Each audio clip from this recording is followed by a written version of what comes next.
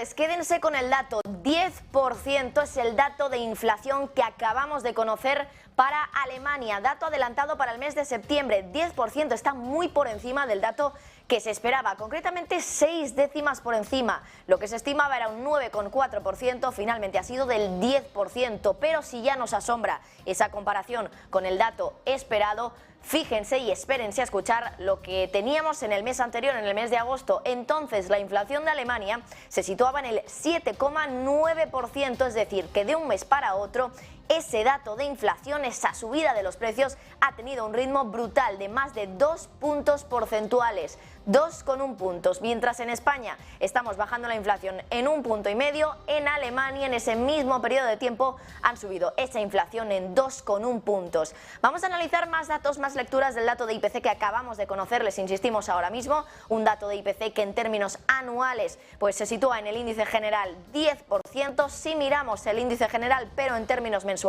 la subida es de casi 2 puntos, un 1,9%, se esperaba un 1,3%, finalmente ha sido 1,9%, y además la subida es muy superior a la subida mensual que teníamos el mes anterior. En agosto esa subida mensual era del 0,3%, ahora del 1,9%, más de 1,6 décimas superior a ese dato. Y luego por otra parte tenemos el IPC armonizado de Alemania, que ya está rozando el 11%, se esperaba un 10%, ha sido del 10,9%, y el dato anterior estaba en el 8,8%. Eso en términos anuales para el dato de IPC armonizado. En el caso del IPC armonizado en términos mensuales, la subida ya supera el 2%, 2,2% respecto al 1,3% esperado y 0,4% del mes anterior. La pregunta es, ¿qué ha sucedido en Alemania en septiembre para tener estos datos de inflación tan elevados? Desde luego que habrá que preguntárselo a los expertos. Ahora enseguida tenemos una entrevista para